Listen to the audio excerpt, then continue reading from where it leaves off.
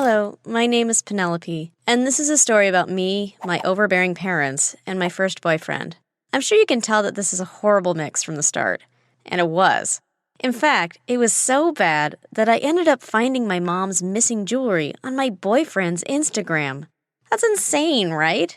Well, wait till you hear how it really ended up there. First, you have to understand something about my parents.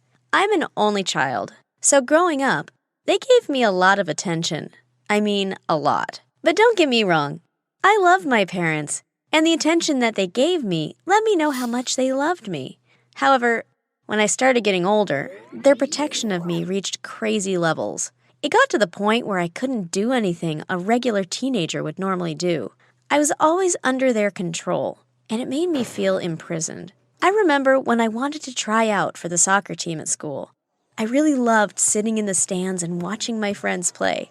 So when I went to try out, my parents shut me down quick. I needed them to sign off, but they told me no, and that it was too dangerous.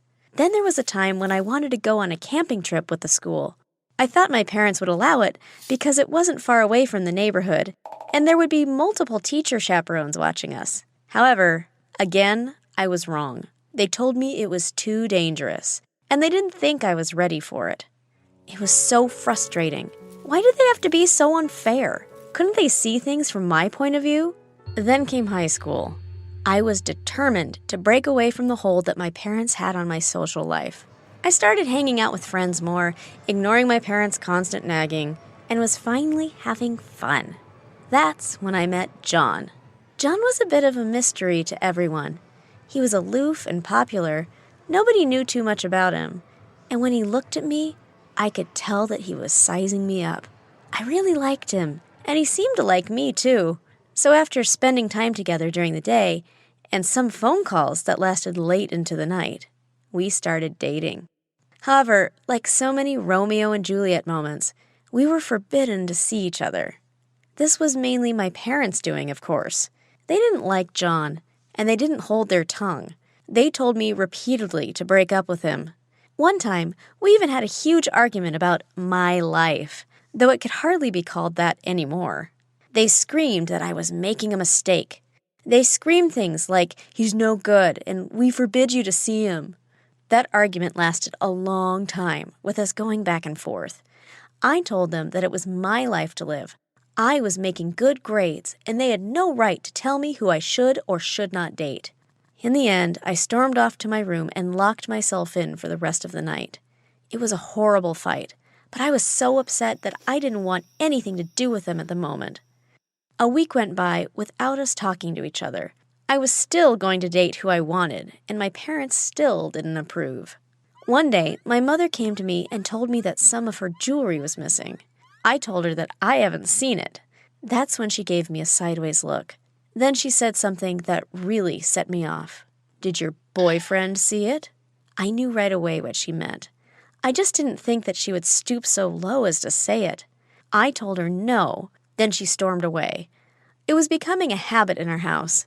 We never seemed to be able to finish one conversation anymore without it ending with someone walking away in a huff. The next day, while I was out with John, I told him about our most recent fight and what my mom said about her jewelry going missing. He was shocked. What would I even do with women's jewelry? We laughed and spent the day joking about the situation, which just confirmed what I knew all along. My parents were just looking for someone to blame for something, and he was the easy choice. Days passed with little problem. I thought everything was going back to normal, at least a small sense of what normal started to mean to me. But that all changed thanks to Instagram. Well, more accurately, what I found on Instagram. I was having a normal day when John texted me and said that he and his friends went on a crazy hiking trip.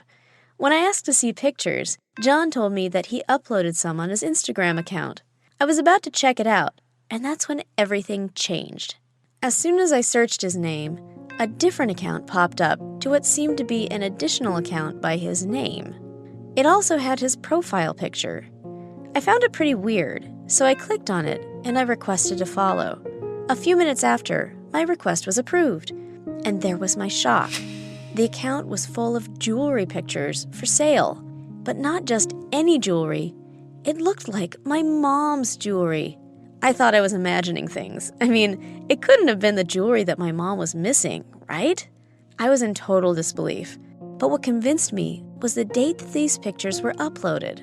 It was just 2 days after Mom's jewelry went missing. This was insane. Secretly, I hoped that my brain was just drawing conclusions. But deep down, I had a bad feeling. If I asked John about what I saw, I knew he'd just tell me what I wanted to hear.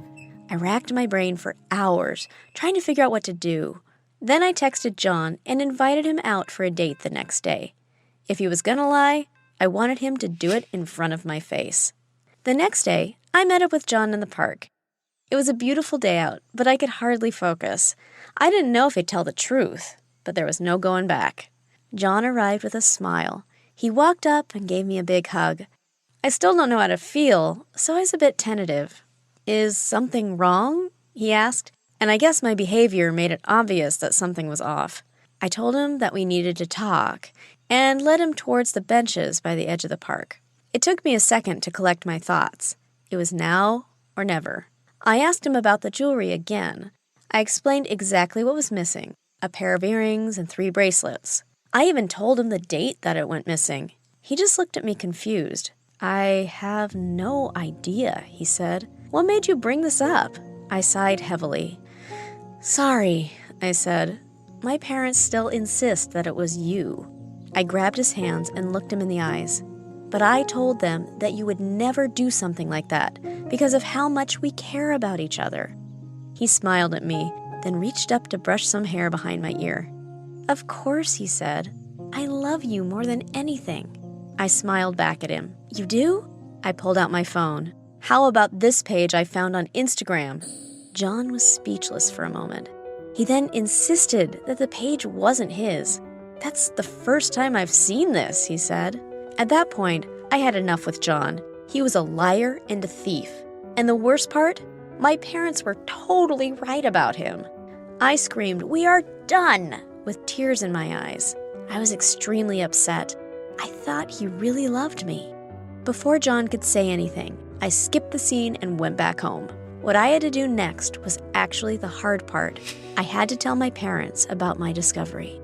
Later that night, I saw my parents sitting on the couch watching TV. I walked up to my mom, nervous and looking everywhere instead of her face. When I showed her the Instagram page I had found and apologized, "It was John," I said. I could feel my eyes start to water. She looked over to my dad, stood up and hugged me. "Thanks for finding it," she said. I tried to explain that she was right about John. I told her that I broke up with him and that I'll never see him again, but she just stopped me, kissing me on the forehead, saying, "It doesn't matter." I was happy to be over the feud with my parents, but to be honest, I was surprised by my mother's reaction. She didn't blame me or even utter the words, "I told you so." That night I couldn't sleep. I was hurt and heartbroken. What happened was just too crazy for me to deal with. I left my bed and went to the living room in hopes that watching TV will get my mind off of things, but it didn't. I was still mad and I had to do something about it. Without thinking, I grabbed my phone and I started sending messages to John's new Instagram account. "I hate you." Send. "You lied to me." Send. "I will never forgive you." But before I pressed send, I noticed that something weird was happening. There was a buzzing noise coming from inside after every message. I pressed the send button, and again, I heard a buzz. It was coming from my parents' room. I went inside to see where it was coming from, and that's when I noticed something really strange. As I entered my parents' bedroom to check, my eye caught something shining in the dark. I got a closer look, and to my shock, I saw the allegedly stolen jewelry piled up on my mom's counter. That was seriously strange. Aren't those supposed to be with John? That moment, the whole picture started to become clear, and then it hit me. Oh my God. John never stole anything in the first place. That was all my parents' evil plan. They are responsible for the Instagram account, using John's name. I started breathing fast once I realized what I had done, how I treated John. I couldn't believe that I never actually looked deeper into the matter before accusing him. Immediately, I unblocked his contact and tried to call him. Of course, he didn't answer. It was 4 a.m. So I decided to send him a long text explaining what happened in hopes that it could undo my mistake. I thought long and hard about how I was going to confront my parents in the morning, but eventually, I just didn't. Why, you might wonder?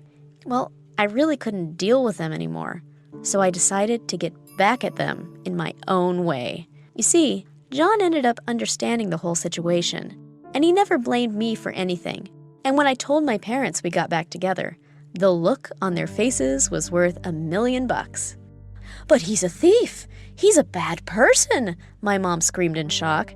To which I responded that I misjudged him because I found out that someone was pretending to be him on that account and that we had reported it to the police. Of course, I didn't really involve the police, but it put some fear in my parents and got them to back off a little bit. What my parents did was not okay, but at the end of the day, they were my parents, and they did it because that was their screwed-up way of protecting me.